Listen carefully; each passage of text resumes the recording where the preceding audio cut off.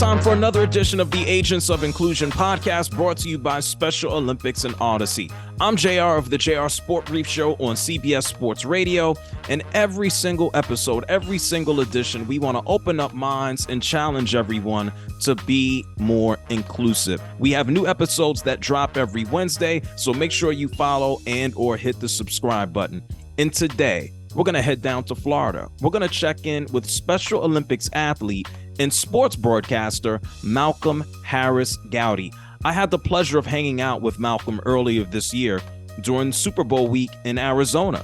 Malcom is and was the first sports broadcaster to represent Special Olympics. He attended Radio Row. He interviewed some of the biggest athletes in sports. And as you will hear from Malcom, this is only the start. This is only the beginning. He hasn't let anything stop him from achieving his goals and looking to go any further. And so let's not waste any more time. Let's go down to Florida and check in with Malcom Harris-Gowdie. It's another edition of the Agents of Inclusion podcast. We're going down to beautiful and sunny Florida. We're going to check in with someone who is breaking barriers as a sports reporter and broadcaster. It's someone I met and connected again with earlier this year at the Super Bowl. It's my main man, Malcom Harris-Gowdie. Malcom, how you doing, man? You good? I'm wonderful, JR. Pleasure to be on the Agents of Inclusion podcast. No doubt about it. Well, I appreciate you taking the time. So I guess for a little bit of background, tell us all where you're from in Florida and what you currently do. What occupies your day to day? So I live in Port St. Lucie, Florida, JR. It's on the east coast of Florida, and today I'm actually here at the Fort Pierce Special Olympics office doing the interview today. No work today, actually, which is a good thing. I worked yesterday. I worked Tuesday. I worked Monday. I go back tomorrow. Tomorrow's going to be my long day at Publix. I go in 10:30 to 7. Okay. But the sports I do, to piggyback on your question, I do basketball, I do bowling, I do track, and I'm also a golfer. Awesome. Now, how long I'm going to get to the work that you do, because we all got to eat. We all got to make some money. Yeah. How long have you been an athlete with Special Olympics participating in those sports? Absolutely, JR. So I've been involved with Special Olympics since 2006. So it's my 17th year as an athlete. Cool. And what got you involved in Special Olympics? Was it a friend, a family member? Did somebody call up?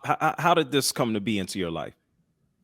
Of course, JR. So how I got involved in Special Olympics was, so I actually got involved in Special Olympics when I was in high school. I went to Fort Pierce Central High School in Fort Pierce, and I would get involved in the law enforcement torch run. I did it for 3 years, and one of my teachers, her name was Kathy Costa. She got me the paperwork, and at first I misplaced it. So I misplaced the paperwork. So then, luckily enough, she was amazing to get me another paper for Special Olympics, and that's how I got involved. My first sport was golf, and I remember I did it at Champions Golf Course in Kissimmee, and I did individual skills, and I got fifth place my very first year as a Special Olympics athlete. That's not too shabby, man. You came out the gates of blazing. You know, we've talked about the law enforcement torch run here on Agents of Inclusion. For anyone who's not familiar, give us a quick refresher. What is the law enforcement torch run? So you have all the different law enforcement agencies, JR, like the Fort Pierce Sheriff's Office, the St. Lucie County Sheriff's Office, and you also have the Port St. Lucie Police Department. And so what they do is they do the torch run one Saturday in the month of May, and we did it at Fort Pierce Central High School. It's where the run started, and then it ended at Public St. James. And the run was like a 5K, so it was like a 3.5 mile run. I gave it my best to run that whole thing, but it was very long. So like they had a mobile trailer where some of the athletes can go on if they couldn't run the whole entire thing because the run was super long. Like I said, it started from Fort Pierce Central High School, where I went to. It was on 25th Street, and it ended at Publix St. James, right there. And they had refreshments for everybody. They had cookies, they had water, they had Gatorade, they had bananas. We all just hung out after the run because the run was so long, and I'm glad I was able to do it. But in high school, like I said, I did it for 3 years in a row. It was a lot of fun. And when you come to a Special Olympics event, JR, what these athletes have to endure and what they've had to go through, I mean, they're the most amazing, incredible individuals that you'll see. And I'm telling you, when you come to a Special Olympics event, you'll be just wowed by the stories they've had to endure, the challenges they've had to overcome. It's incredible to see what these Special Olympic athletes can do. Well, it's amazing what you've been able to do. We're going to get into more of your work, whether it be with the New York Mets covering the Super Bowl. We're going to get into all of that. When you started participating in Special Olympics as an athlete, how was that? Were you a little cautious, some trepidation, or were you ready to just jump feet first? I know you said you initially lost the paperwork. Well, what happened was my first sport, I believe, the first sport I did, JR, was track and field, and I met all these incredible athletes, and I was a newbie. I didn't know anybody. I was nervous out of the gate. I didn't know what my expectations were, but as soon as I met these incredible Special Olympics athletes, they helped me out of the gate. There's one athlete, his name is Alexander Perry from St. Lucie. So he helps me with everything when it came to excelling in every sport that I was doing, whether it was track and field. He gave me good tidbits on how to be successful as a Special Olympics athlete in track. Or I'll give you an example. When I went to nationals for golf and I did individual skills, I remember one year I didn't have a caddy. So Alexander Perry, which is one of the athletes, said that he'll be my caddy. So every single station they had during nationals, he would give me advice on what clubs to use, what clubs not to use, things like that. And he would also say to me, okay, you're going to go early, you're going to practice, regardless of, if you're leading in the event or not. So I remember one instance where I was down by 8 points at the event at nationals at PGA Village at San Jose West. And I said to Alex, is my lead safe? He said, absolutely not. And he said, we're gonna go and practice. We're gonna get all the different stations. You're gonna practice your pitching, your chipping, your putting. So he helped me a big deal, and I actually won the event. I got a gold medal, and I went to nationals for golf twice at PGA Village in San Jose West, and it was amazing. I got back-to-back golds that year, and I also got a silver as well. So I went 3 years in a row. Talk to us about, and you talk about the relationships that you've been able to build through participating in sports and the accolades that you picked up with your medals.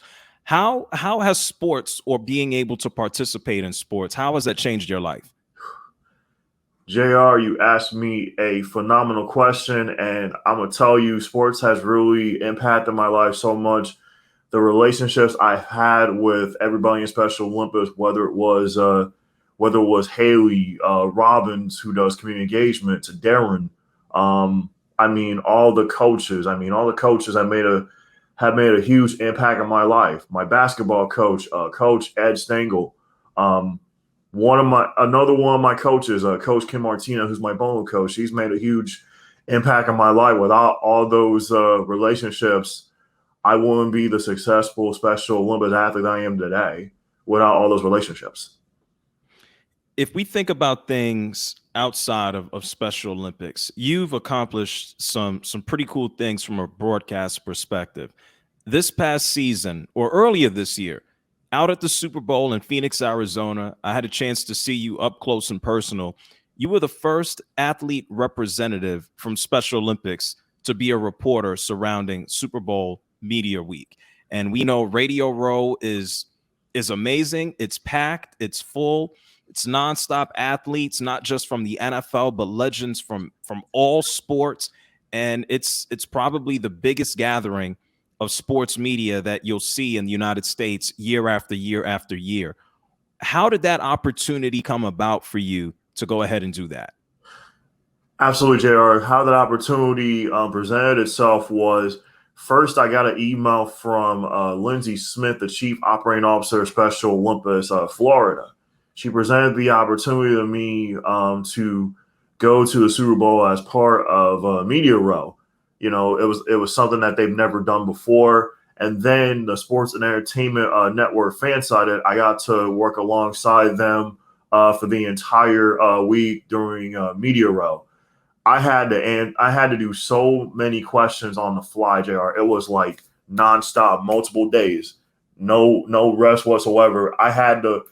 I'm basically a reporter for the most part, so I had no time to have fun. It was all about cramming, researching all these athletes that I had to interview. I had to come with questions on the fly, so it was like nonstop preparing, doing my research on all these different celebrities and dignitaries from the Super Bowl where I was going to be interviewing. And I'll give you some of the dignitaries I got to interview. Raheem Mostert of the Miami Dolphins was one. Mac Hollins of the Las Vegas Raiders. I got to interview the Hollister twins, Dalton Reisner of the Denver Broncos, Apar Beach-Miller from American Ninja Warrior. I even interviewed Emmitt Smith, running back for the Cowboys, and also his son, E.J. Smith Jr., who goes to Stanford. He plays college ball at Stanford. I even got to interview Trey Wingo. I even got to interview Kay Adams, Kenny Mayne. I mean, I was on a podcast with Matt Verderam, who's now with SI, for over 2 hours. It was called Stack in the Box. So for 2 hours, me and Matt, we were interviewing all these dignitaries back to back to back with no rest whatsoever, no break in between. Well, correct me if I'm wrong. I was there on site and saw you as well. We did put you on CBS Sports Radio. Yeah, I was on there too. I was on CBS Sports Radio. I even interviewed Maggie Gray and Andrew Pureloff as well. I was also on Fox Sports Radio as well. So I had Well, correct. I'm sorry to cut you off. Correct me if I'm wrong. Maybe I am. I think I was 2 feet from you. Were you not having a conversation with Joe Montana? Yeah, I had a conversation with Joe Montana. I even had a conversation with Coach Prime, who now coaches at the University of Colorado. Let's slow down, Malcolm. Okay. These are some big names here. Yeah. Joe Montana. Joe Montana. Yeah. Deion Sanders. You spoke to the who's who, some of the biggest name in sports and football. I don't want to. I'm slowing you down because this is such a huge deal that you were able to do and accomplish this. When it was all said and done, this amazing experience, this amazing opportunity, how did you feel afterwards? JR, it was afterwards, I was just soaking everything all in, taking in the moment. I got back home. Everybody back home was just so excited. The day I went back to work at Publix on Valentine's Day, everybody was asking me about my experience from the Super Bowl. They said they saw all my local interviews that I did prior to going to Arizona, and they were just so impressed with all the interviews I got to do. And my customer service manager presented me with a photo album of all the photos that I had sent them to Arizona. So I got a photo album from my customer service manager when I got back to work on Valentine's Day. And everybody was talking to me about it. And then I had interviews right afterwards. I got interviewed by Sports Byline USA out of San Francisco. They're a Sirius XM radio station out of San Francisco. They wanted to interview me as well. Then I had a bunch more interviews lined up afterwards too, like asking about my experiences. Then everybody at Publix was like, "We saw you on the news, and I've gotten autographs from everybody at work. Like everyone's asking for their autograph. I even got one from one of the parents when I went to Family Cafe a couple weeks ago in Orlando. So she asked me, can I get your autograph, since you went to a Super Bowl? And I said, absolutely. So I gave her my autograph. She was just so impressed. You did. I'm sorry, Malcom. Go ahead. Yeah, JR. So one of the parents that went to Family Cafe, she had a son. Her son's named JP. So she asked me for my autograph, and I gave it to her, and she's like, "Wow." She's like, "You've done so much. You've done so much in the community, Malcom. You're an inspiration to everybody." And I was just humbled by that, and honored that everybody's been in my corner, and I'm just so humbled and gracious and thankful for all the support I've had. Because if I didn't have Special Olympics, if I didn't have my family supporting me, I wouldn't be the Malcom Harris-Gowdie that I am today. Sitting here and speaking to you on the podcast, JR. I just got to thank my family first and foremost, because, like I said, they have been there for me since day one. Secondly, I want to thank my work family, my Publix family. They've been there. They've supported me throughout, and I just want to thank them as well. And third, I want to thank my Special Olympics family. I want to thank Darren, for being my chaperone. I want to thank Lindsay Smith from Special Olympics, the Chief Operating Officer. I want to thank Haley. I want to thank everybody from Special Olympics, because without them, this opportunity would not have been possible.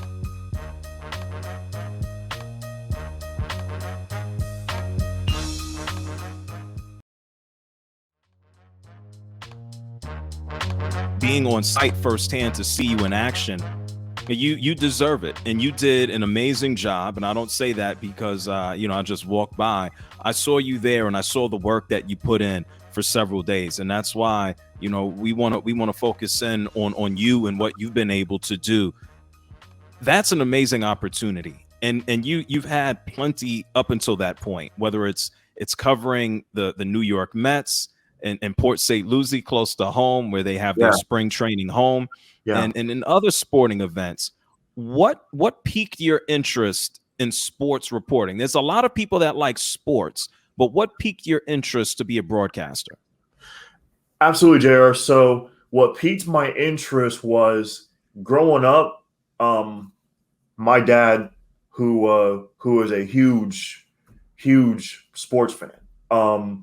He's a huge Yankees fan. So I actually didn't have a sports team to root for growing up. So it was my dad who got me interested in sportscasting. And I have twin brothers who live in New York. They're huge Yankees fans, and I'm not a Yankees fan. I like I said, I mean, I love baseball, but the Yankees. A lot of people don't like the Yankees. That's fine.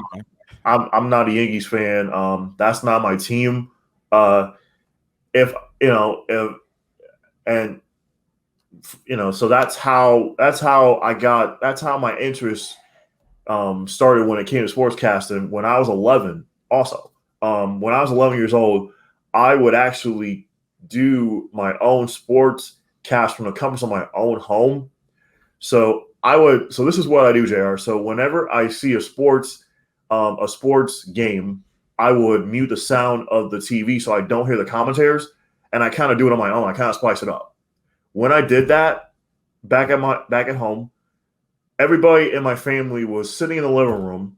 They're listening to me like commentate the game, and everybody in my family is like shocked. They're in shock. They're in awe. They're like, how does he know? How does he retain all that information? Up in his head and his brain. So one day, my brother runs to my mom and dad's room and says to my mom and dad, "You gotta come here, Malcom, commentate." That's when I had a passion for sports, and that's when my interest in sportscasting began. So at the age of 11.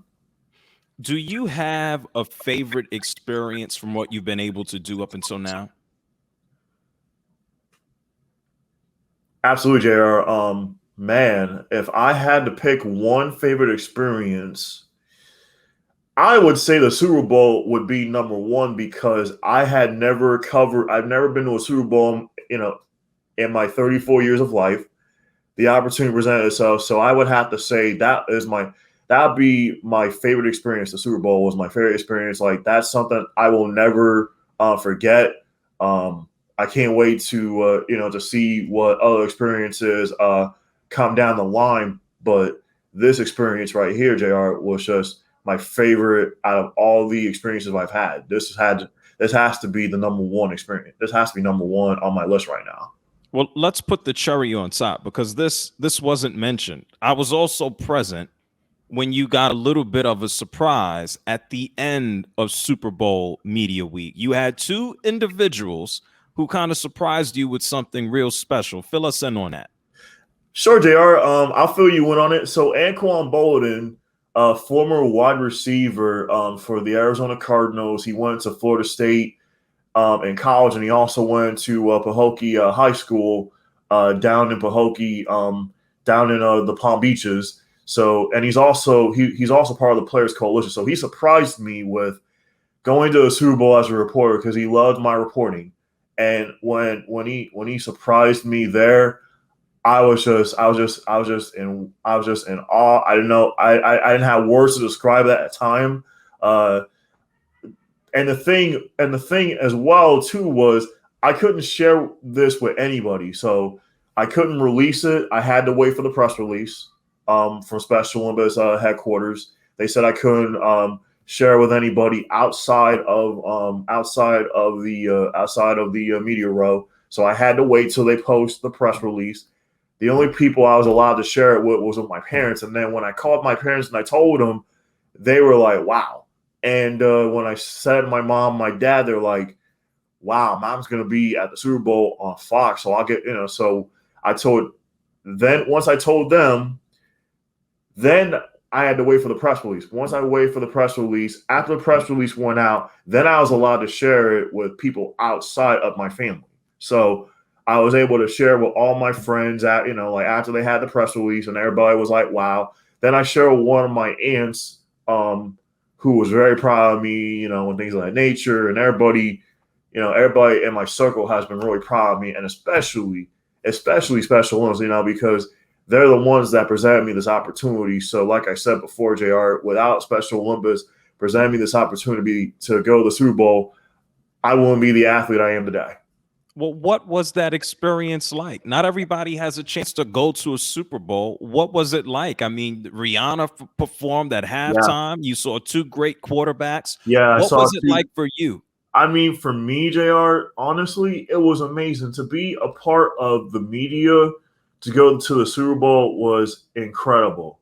I got to be a part of the of 60% of the media. So I even saw all the affiliates from NBC Philadelphia to Fox. I saw a gentleman from ESPN Dallas. He was there. We were just chatting it up. Got to be in the media tent. It was a lot of fun. They had a lot of food. It was it was just a tremendous experience. Then afterwards, post game, I got to interview Patrick Mahomes. I was getting to that, man. You talking about speaking to some schlub from Philadelphia. We don't care about that. Tell us about talking to Patrick Mahomes. I mean, JR, talking to Patrick Mahomes was just incredible. I got my question in because something, as part of the media, when you're there at the post game pressers, it's not easy. You have to just get yourself out there and just ask your question because a lot of times their agents are going to rush you. They're going to say, "Okay, you got to hurry it up because the players want to go back to the locker room and celebrate. So you got to get your question in because you had all these media members from all over, not just from Philadelphia, but you had media members from Kansas City and ESPN and NFL Network and Fox and all these other sports affiliates from around the country and globally too. So you have to get your question in so quick because they're rushing you. All their agents are there rushing you, telling you, hurry it up. They want to go celebrate in the locker room, after winning the Super Bowl. So it's like, but Patrick Mahomes, he is a really humble guy, and I'm grateful I was able to get my question in because because Matt was telling me get your question in. So, and not only that, opening night was amazing as well, JR. I got to interview Travis Kelce. I even got to interview Andy Reid. I even got to talk to him on opening night. And I even got to talk to Gracie Hunt as well too. So Malcom, you connected with so many of those legends. What's next? What do you want to go out there and achieve next? What's some of your goals? Wow. I mean, I already got a Super Bowl on my bucket list checked off. I mean, I would love to cover a World Series. I've never done that before. I would love to do an NBA Finals. I would love to cover I love to cover a college basketball Final Four, a college football national championship. I would love to cover college sports as well. So I want to cover the biggest sporting events. That's what's next for me. That's what I want to do. That's what I'm shooting for. I want to cover, all the big sporting events, not just the Super Bowl, but any big event, any big sport that's out there. And like I said, college, NBA, NFL. I mean, shoot, I would love to go to an NHL All-Star game or cover the Stanley Cup. I mean, that's I'm shooting my shot, and I think all of those things are certainly in your future. yeah. With everything that you've accomplished up until now, Mm-hmm. most people wouldn't even think about or say, "Oh my God, Malcom has a disability at all for what you've accomplished." So, what does inclusion mean to you? The fact that you've been able to do all of these things, and no one can look at you and go, "Well, he can't do it." Absolutely, JR. Inclusion to me is so important. It's I I don't like I said, I don't let my disability stop me, and I'm going to continue to not let it stop me. I'm going to continue to push those barriers because one day somebody's going to call me and say, "Hey, we want you to come and be our sportscaster." So, I'm just waiting. I'm just waiting for that next opportunity when it presents itself. And when I get that call, I'm going to take advantage of it. Whether it's for ESPN, whether it's for Fox, whether it's for CBS Sports Radio, or even in my own backyard, I would just love to be that sportscaster that just dissects the game and tells everybody, okay, so and so did this, and if I could do that, others with disabilities can do it too. They just have to have that positive support system, because if you don't have that positive support, you just gotta believe in yourself and believe in your abilities, and don't let anyone tell you you're not strong enough, you're not good enough, you're not talented enough. You are enough. You just got to believe in yourself, and you got to work at it. You got to have that worth ethic, because if you don't have that worth ethic, it's not going to matter. I appreciate you dropping the advice and the gems there as well. Kind of last question for you, Malcom. You talked about your family. You talk about having a positive support system. Mm-hmm. What has your family meant to you? JR, to answer your question, my family has meant so much to me. Without the support of my family taking me in, and this is something that people don't even know about me either. I'm adopted. Yeah, I'm adopted, and without my family, who took a chance on me, adopting me, I actually call them my mom and my dad, because without them, I wouldn't be the Malcom sitting here talking to you on the Ages of Inclusion podcast today. There were some things that my parents said to me, which stood out to me, which was they talked about how I was diagnosed, and this was one day I was watching my Florida tapes at home. So we have all these Florida tapes at home of me, when I was a baby. And my mom says to me one day, she's like, okay, Malcom, you're ready to know now how you were diagnosed. And when she told me, I was in shock. I was like, wow. So how I was diagnosed with autism, JR, there was a liquid in my brain, and doctors tried their hardest to get it out of my brain, and there was nothing that they could have done. So there's a liquid in my brain, and I also never told this to anybody either. I actually was in an incubator fighting for my life because my lungs were on the verge of collapsing. If I didn't fight the machine in the incubator to survive, JR, I would have lost my life. I was a premature baby. And I also have club feet as well, too. So one foot is bigger than the other. That's another thing I never mention to people either. Because, that to me is secular. I don't try to, I don't let my disability stop me, and I'm not going to. And that's my message for those that feel like they don't know what to do. They don't have hope. So my thing to those that don't have disabilities, don't stop believing in your dream. Go for it. Don't let anybody or anything tell you, you don't have the ability or skills or worth ethic. You have to have that work ethic. If you work hard at it and just believe in yourself and have that as part of a support system, you're going to reach your destiny, that the Holy Spirit has for you. Malcom, I appreciate you dropping all the gems, all the knowledge, sharing more. You're doing nothing but inspiring more people to go out and be awesome. As a part of your journey, as it continues on, it's crazy to say a Super Bowl might be a start, but I think it is. There's so much more that you have in store. Where can people keep up with you in your journey as a sports broadcaster? Absolutely, JR. They could keep up to date with me. I have a YouTube channel. It's called Sportscaster89. So I go on there and I do my own sports. I do what's called Sports Express. So I kind of dissect the game. I kind of just do like a 5-minute spiel of the night before in sports, and then I just do it on my YouTube channel. So they can follow me on YouTube. It's Sportscaster89. That's my channel on YouTube.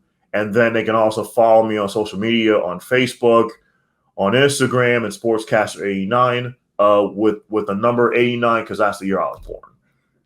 Man, absolutely amazing. Do you have any final words? You've dropped so many gems. I don't know if you have another one in you. You got anything else? I'm going to let you get the last word here. Absolutely, JR. So my last word would be you guys can also follow me at the St. Louis Mets games. I also go to St. Louis Mets games a lot. They have a homestand coming up this week against Dunedin, the Blue Jays, the affiliate of the Toronto Blue Jays. So they play Tuesday through Sunday at Cobra Park. Tuesday through Saturday, the games are 6:10 Eastern time. So look out for me there. I am also the guest public address announcer with Evan 9 as well. I try to announce the players during the game as well. Here locally, you can look for me there. Like I said, you can look for me. I'm all over. And my one final word as well would to be to continue helping me on this journey, because I can't do this by myself. I need all the support. So just continue to support me in my journey. That'd be my last word as well, because like I said, I don't know where this journey is taking me. I'm just on this ride. So, I would gladly appreciate any support that you guys have out there to help me support me in my dream, continue to tell me push my dream forward. So that'd be my last word, JR. My main man, Malcom Harris-Gowdie. It's another edition of Agents of Inclusion. Thank you so much to Malcom for coming through and dropping the gems, inspiring others, and reminding all of us that there's no reason for us to quit. There's no reason for us to give up. There's no reason for us to stop because of what anyone thinks or what other people expect from us. And those gems are very much appreciated. I look forward to following Malcom along his way and on the rest of his journey. Listen, if you want to help Malcom, if you want to go ahead and help others, just be inclusive. It's really that simple.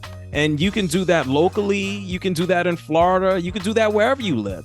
Go to specialolympics.org and find out how you can be involved, how you can change lives, and also better your own by participating. Specialolympics.org. I'm JR from CBS Sports Radio, and this is the Agents of Inclusion podcast, brought to you by Special Olympics and Odyssey. We got a new episode that drops every Wednesday, but don't just follow, don't just subscribe. Figure out how you can go into your community and be more inclusive.